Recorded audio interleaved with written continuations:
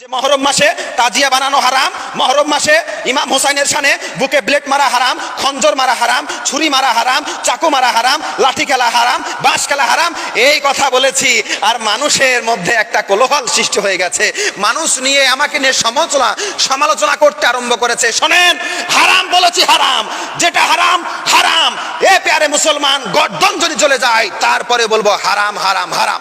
মহরম মাসকে কেন্দ্র করে যারা ঢোল বাজাচ্ছ, মহরম মাসকে কেন্দ্র করে যারা ইমাম হুসাইনের নামে বুকে ব্লেড মারছ, তারা শোনো, তোমার যখন বাবা মারা যাবে আর সেই দিন যদি তোমাকে ঢোল দেওয়া হয় যে লে বেটা বাজা, তোর বাপ মারা গেছে, আজকে তুই ঢোল বাজা, এই বাজাতে পারবেন?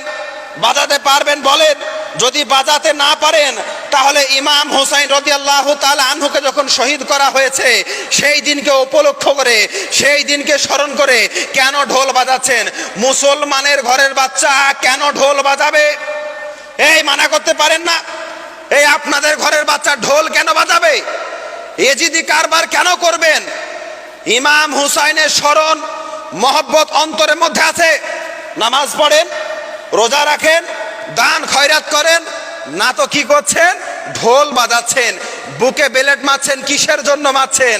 আরে আমি আপনাদেরকে বলেছিলাম যে মহরম মাসে তাজিয়া বানানো হারাম, মহরম মাসে ইমাম হুসাইনের শানে বুকে ব্লেড মারা হারাম, খঞ্জর মারা হারাম, ছুরি মারা হারাম, চাকু মারা হারাম, লাঠি খেলা হারাম, বাঁশ খেলা হারাম, এই কথা বলেছি। আর মানুষের মধ্যে একটা কোলাহল সৃষ্টি হয়ে গেছে। মানুষ নিয়ে আমাকে নিয়ে সমালোচনা করতে আরম্ভ করেছে। শোনেন, হারাম বলেছি হারাম, যেটা হারাম হারাম। এ প্যারে মুসলমান, গর্দন যদি চলে যায় তারপরে বলবো হারাম হারাম হারাম। আপনাদের ইচ্ছা, আপনারা কি করবেন? যেটা হারাম, শরীয়তের বিধান, কারো কথা মোতাবেক চলে না। শরীয়ত কারো বাবের ঘরের সম্পদ নয় যে যেদিকে মন সেদিকে ব্যয় করবেন। আমি হারাম বলেছি, হারাম যেটা অবশ্যই বলবো, যতদিন বেঁচে থাকবো হারাম বলবো। যারা আমার কথা শুনে জ্বলছো, জ্বলো, কোনো অসুবিধা নেই। রুজির মালিক আল্লাহ, এই রুজির মালিক আল্লাহ, রুজির মালিক মানুষ নয়। সত্য কথা বলে যাব, যেটা সত্য, যেটা হক কথা অবশ্যই বলে যাব। আমি সত্য কথা বলেছি, ওই জন্য আপনারা আমার পেছনে লেগে গেছেন, উল্টো পাল্টা কথা বলছেন, বাজে কথা বলছেন যে হুজুর আমাদের কি বলেছে, তাজিয়া করা হারাম বলেছে, মাতম করা বলেছে যে মাতম করা যাবে না। কিসের জন্য মাতম করবেন? এই মাতম কেন করবেন? মাতম আলাদা জিনিস, দুঃখ আলাদা জিনিস। দুঃখ হবে, আপনার চোখ দিয়ে পানি আসুক, মন কান্দুক, এটা দুঃখ।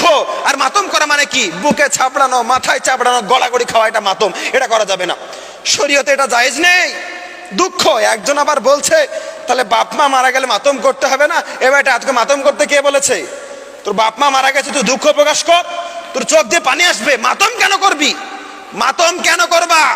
মাতম করা যাবে না, শরীয়তে মাতম করা জায়েজ নেই। দুঃখ করো, দুঃখ প্রকাশ করো। মারা গেছে, ঠিক আছে, তোমার বাপ মা যদি মারা যায় চোখ দিয়ে পানি আসবে, তুমি কাঁদো, অন্য অসুবিধা নেই। কিন্তু আর একটা লিমিট আছে, সব জিনিসের লিমিট। লিমিট ক্রস করো না, খবরদার লিমিট ক্রস করবেন না। আল্লাহ রাব্বুল আলামিন যেন প্রত্যেককে বোঝার তৌফিক দান করেন।